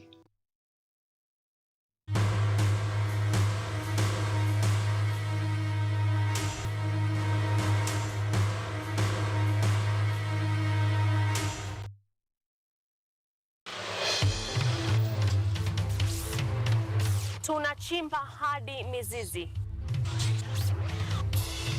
kukuletea yanayojiri. So mimi naomba tu serikali yetu ya Mungu, jibarikiwe na Mungu, iweze kuteremsha bei ya mafuta. Yanayokukumba tuna maizi, tunakutetea sisiri. Kwa kweli ni speciali tukikupambia makala ya mwanamke mwake. Utasema hupendi mizizi ya habari. Nami Caroline Kimwe.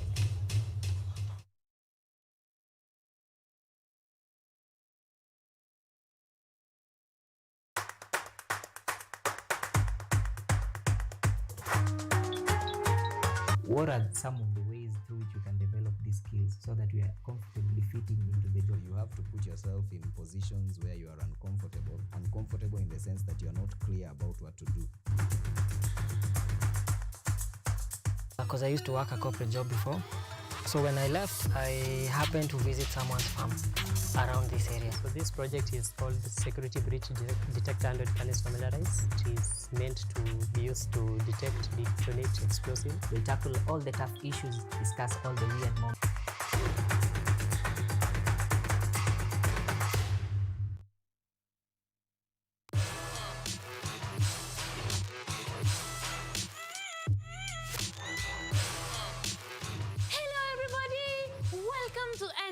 Where we ask the coolest questions in science. Let's go! Is yogurt really just rotten milk? Why do humans need sharks to survive? How did a 12-year-old boy from Africa invent modern vanilla farming? How do you deliver medicine to a chimpanzee? Can poop be useful? How can you save the planet by reducing air pollution? To help us answer these questions, we are inviting some wonderful guests from the world of science. They will enlighten you, make you hungry for knowledge, oxygenate your brain, and make your ideas flow. This is Engine Season 3. Let's go!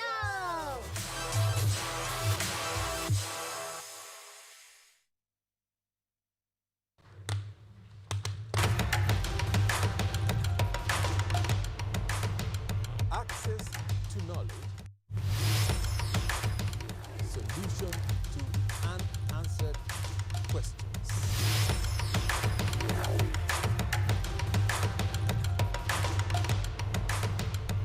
Guidelines to pursuing your rights and repossessing your property, intellectual or material. This and more only on Law Matters.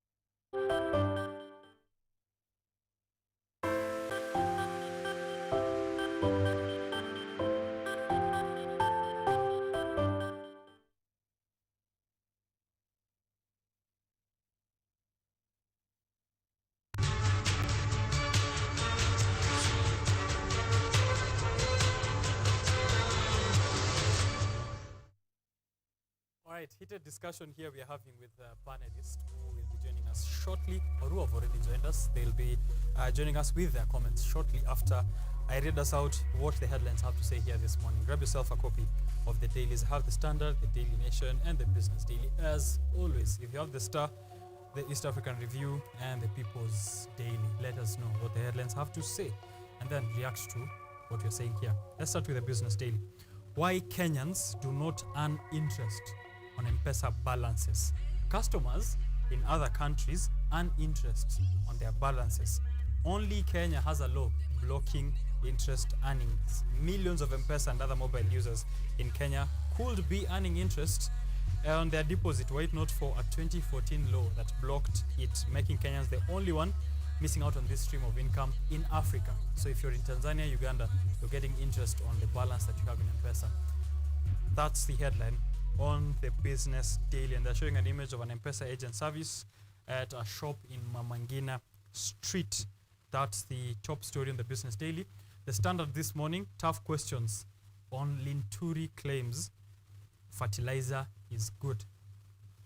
Tough questions as Linturi claims fertilizer is good. Agriculture CS Mithika Linturi has for the umpteenth time said there is no fake fertilizer in the country.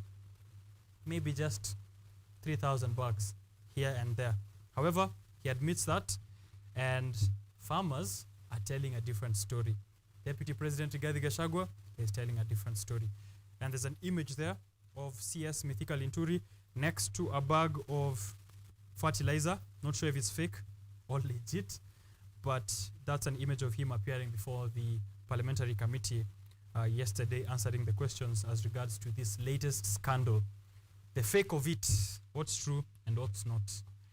The Daily Nation, the top story, Musalia to fold ANC in grand UDA plan.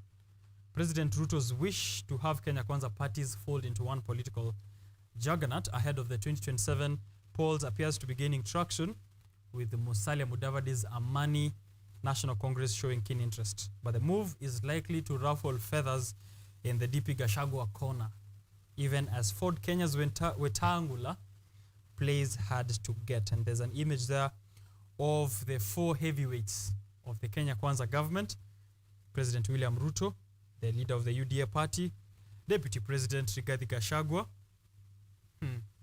the leader of, we'll get to know, PCS Musalia Mudavadi, that's Prime CS Musalia Mudavadi, that is the leader of Amani National Congress.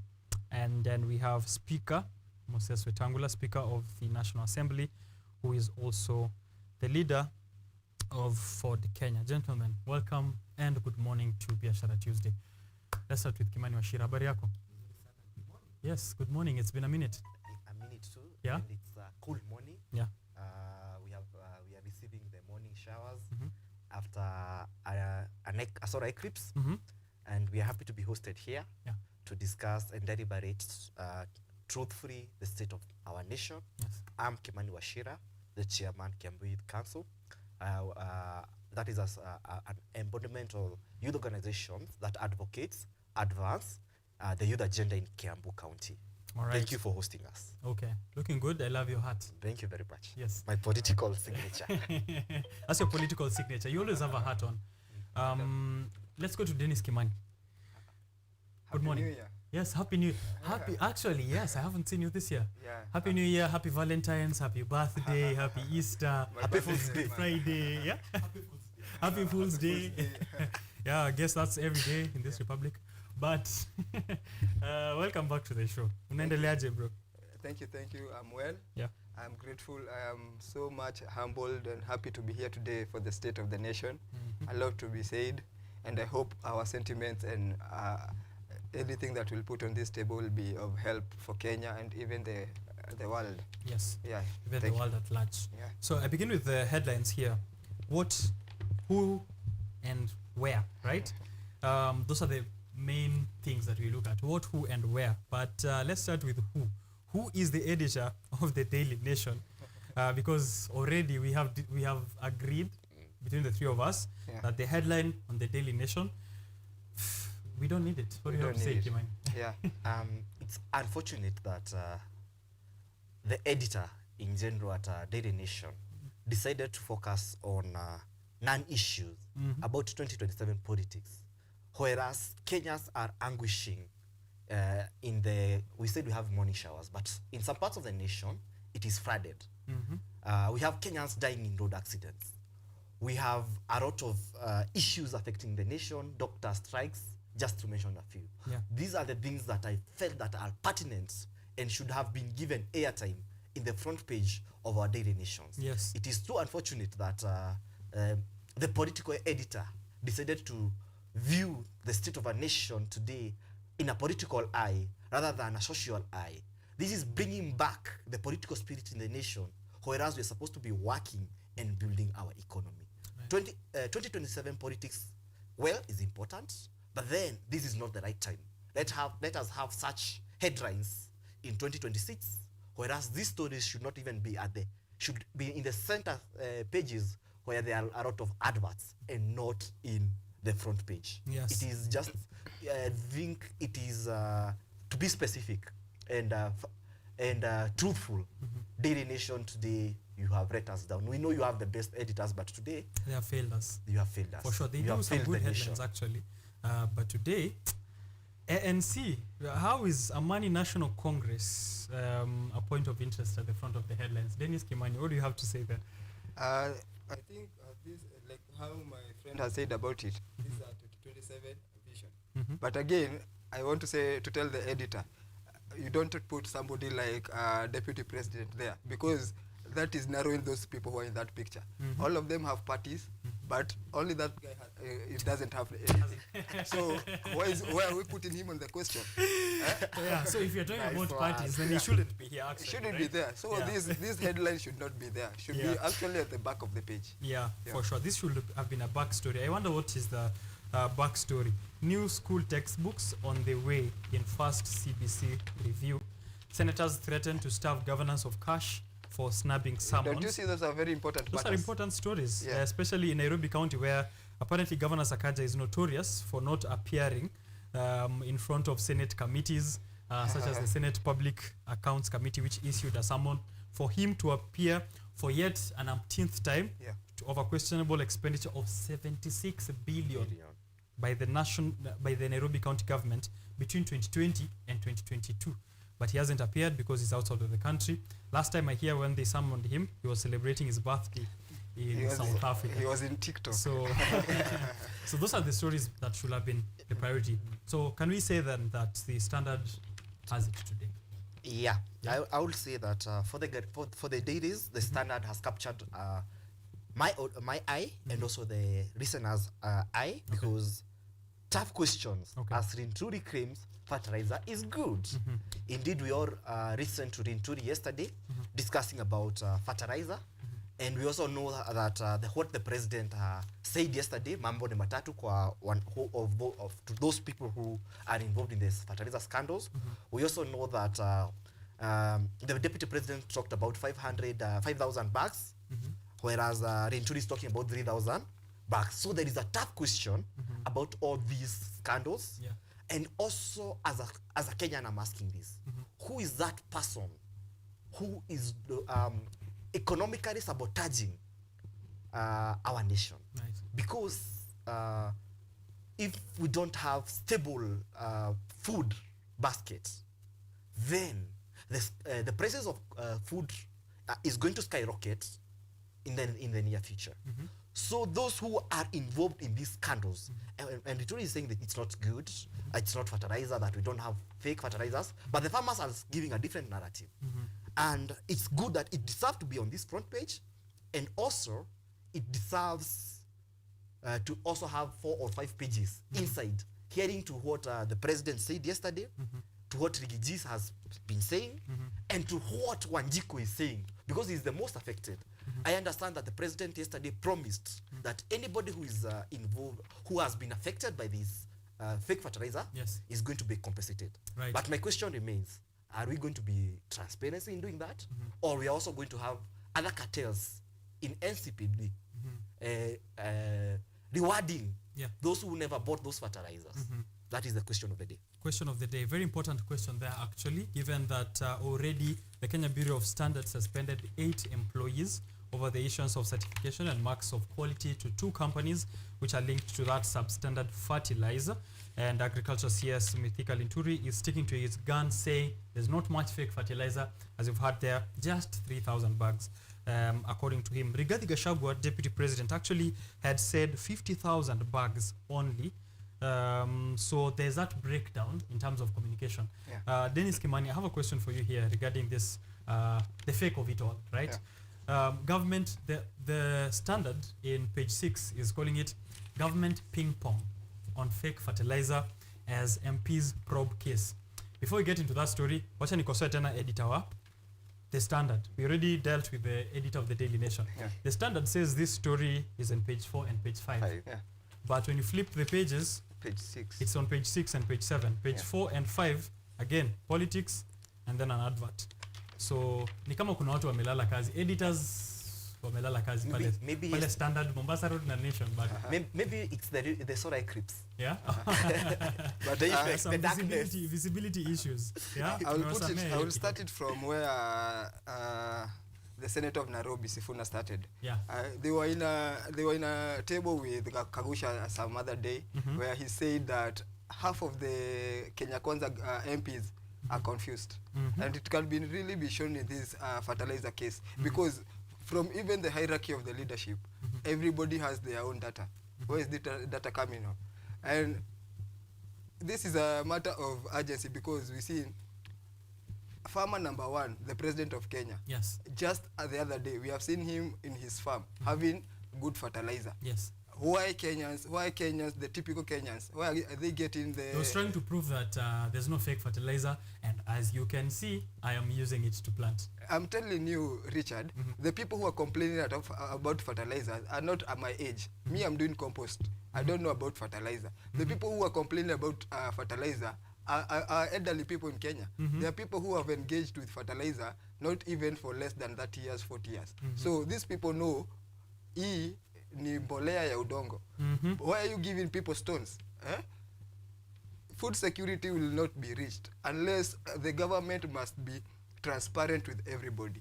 If we have to increase the food production, we have to turn the country from even the organic fertilizers to compost fertilizer, organic fertilizer. So there's a lot of things, and I think the government is really asleep. What I wanted to note there is that this is quite a metaphor to the deliveries vis-a-vis the promises of the Kenya Kwanza government. Yes. I promise you fertilizer, I bring you donkey, and the same whatever. fertilizer, they are not even buying it. It is donations from Russia. I don't know, they are selling it at high prices. It is fake. You see? The president is saying that there are people who are out to undermine food production in the country, and it doesn't start with the Kenya Kwanza government. As always, the Kenya Kwanza government problems don't stem from within.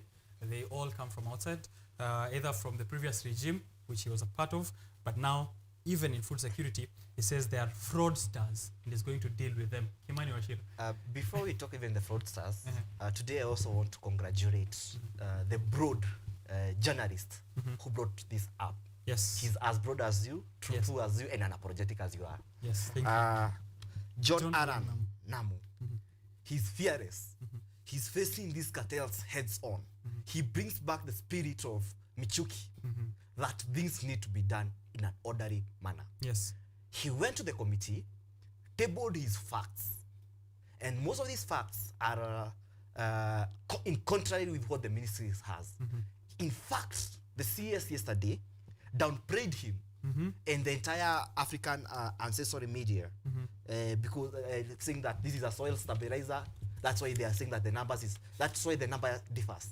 Because what we are calling the numbers that we are talking about, now the ministry is saying that no, those are not fertilizers.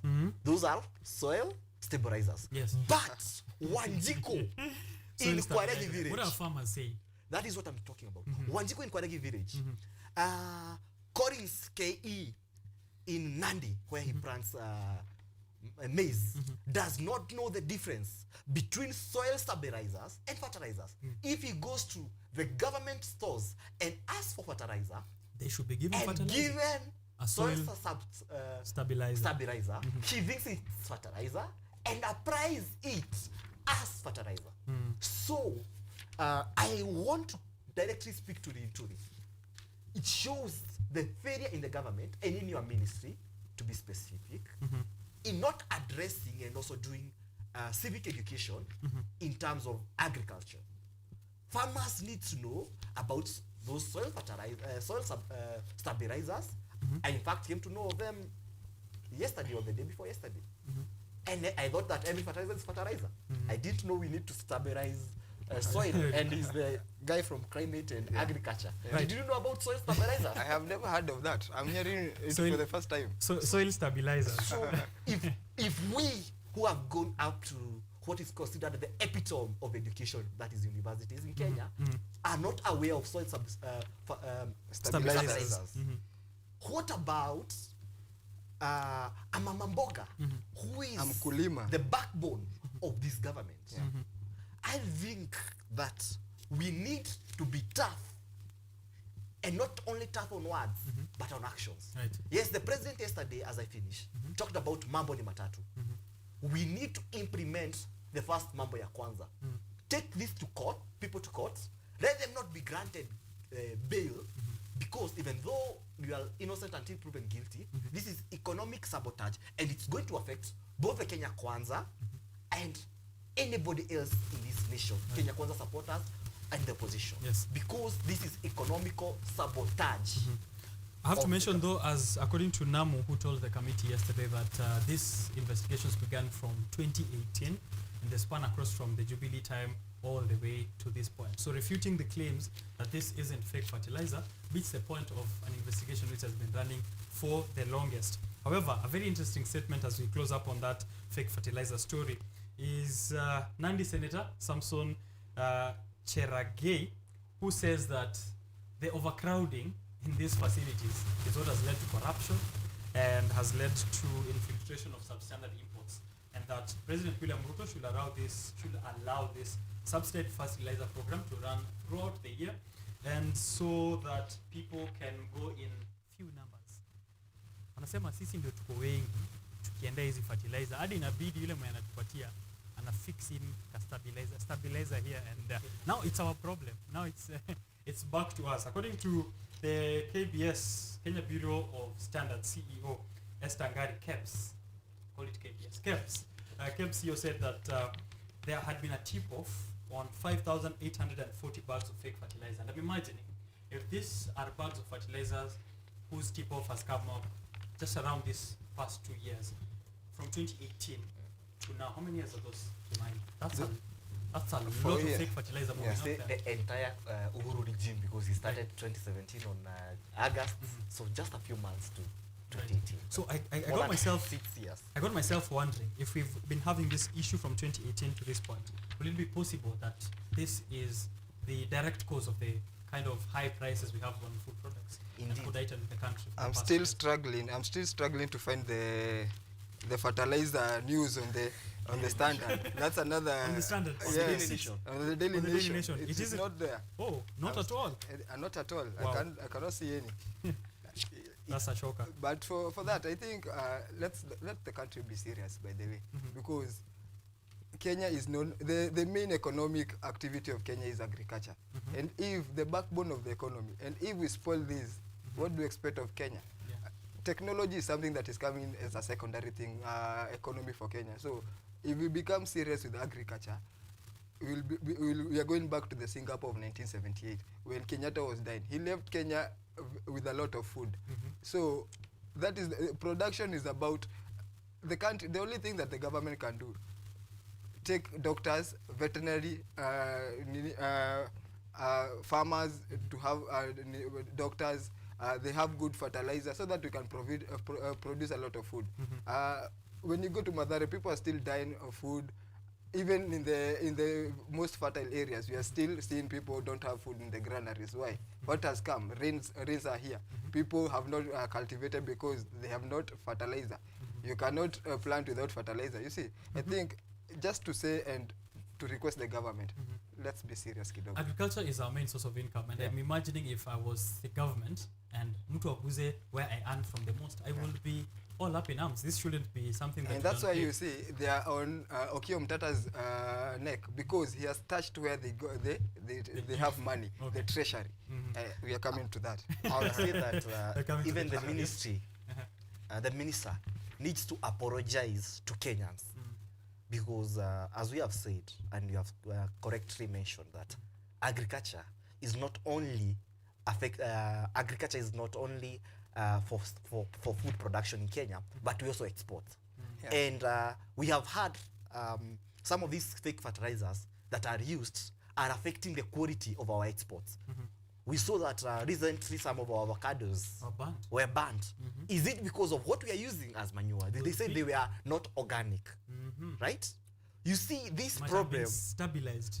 This problem is greater than we think. Yes. And it is unfortunate that the CS involved, who is also from our region, and we must talk it the way it is, the CS involved is just a joker.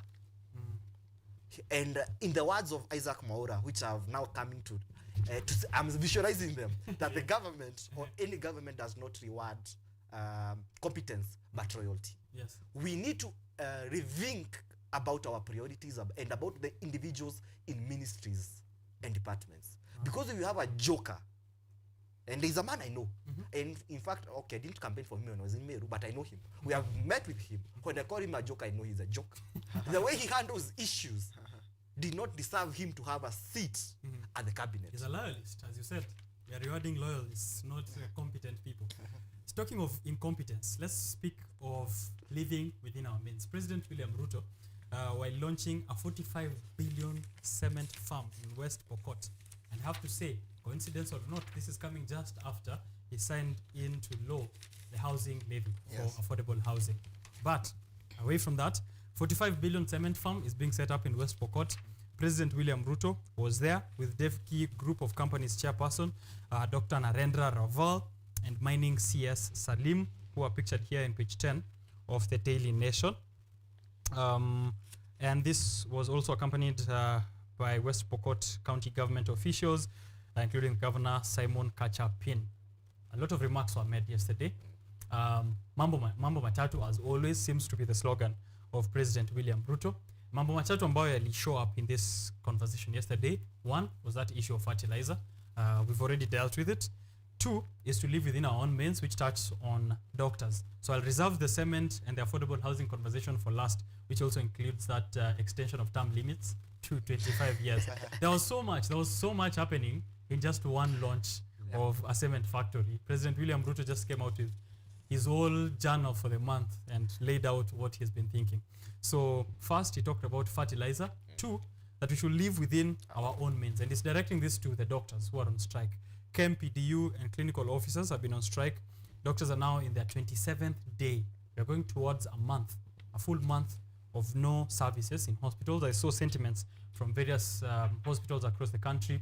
Doctors have deserted the hallways. Patients have deserted the hallways kwa sababu unafika, unapimwa, unamaliziwa, unaambiwa sasa hii part imebaki ya daktari, ngoja daktari atakuja after the strike. So President William Ruto has said that the doctors should live within their own means, that we don't have enough money to give them the amount of money that they are requesting. The other person who made a comment said that interns should be actually grateful that they are getting a job because it's better if you're paid less and you're guaranteed of a job later than be paid more and you have no job later. We should live within our own means. Kimani, are you living within your means? Are you living within your own means as we try and grow this economy? Kenyans are known to famously be people who rushes on the last minute, and also they don't live within their own means. That is why Furiza, Tara, Branch, and Timiza going to national levels, China, we call them IMF. So it is our culture. So I also support the president in that. But then we need to ask ourselves questions. How did we get there? Is it that we don't have a saving culture? Is it that what is the problem? But now narrowing it down to what the statement was said. Yes. That is general comment about living within our own means. As a country, we always should live within our means. Yes. We don't need to have 50 CASs with PAs, government machines. Even if I'm going to be appointed as a CAS, I don't need to be there if it is not effective. Yes. Back to Isn't it funny that then the conversation doesn't start there if we are living within our own means? That is where I tend to disagree with my friend here, Kimani. Because he's saying we live on our means. Kimani, you are someone on a payroll. How you use your money does not depend on the doctors. Let me tell you, William Ruto is the one who should live on his means and make Kenya live on his means. How can you purchase an umbrella on 1 million State House? Then you're telling doctors there is no money. They should live within their means. The CBA of doctors and teachers, how long is it? It was signed in 2017. Even since he was longer a minister. Than fake fertilizers. Yes, even when he was a minister. So these are things that he knows. Telling a doctor to live on your means, that is unfair to him. Money for sure. Yeah, because to him. If my father comes to the house and says, let's live within our means, alafu he walks in with an expensive watch, he parks his Rolls Royce, alafu aniambie wewe kula chakula ya jana. That is really unfair. You see, I say that was a general comment. Yes. I was coming and narrowing it down to ministers, to the health sectors. And we need to ask ourselves, is it that the nurses, doctors, clinical officers are on strike or the government? Because literally, the doctors are saying they're joining the government in their strike. It is the government that is already in strike. Yes. Because the government has failed to honor the CBAs from 2017. Yes. I have been a student leader. There is an angle I want to come from. I have been a movement leader. And I know when we are in negotiations, if the one I'm negotiating with, and when I'm the one who is negotiating or demanding for something, and it has egocentrism, we will never agree on anything. This brings back to the competence of the individuals in ministries. If Nakumincha had listened to the first intern call and not responded anyhow as she did, dismissing them, saying that we don't have resources, where are those resources that the president talked about? If we had a competent CES, we will not be facing these grievances we have today. because she would have been able to handle the interns. I'll not talk about how much they are paid or not. I'll not talk about details. I'll talk about her character, because that is what is causing us the 27th day, and tomorrow will be 28th. If the president, and I'm sure he is listening, you need to either, one, reshuffle and get Nakumicha out of hell, or even fire her. She has sabotaged your deliverables and your promises. You promised us good things in terms of health, but the one you put there is the one who is the greatest sabotager of your project. Right. In the spirit of trying to have a conversation away from the egos, the president is saying, or the government on its side as a whole is saying, that doctors should also be accepting the terms in bits. Leo to agree kidogo, amesema tumerelease, they've cut down the expenditure from 4.2 trillion to 3.7 trillion, which means 500 billion has been taken off the table on what has been previously allocated to doctors.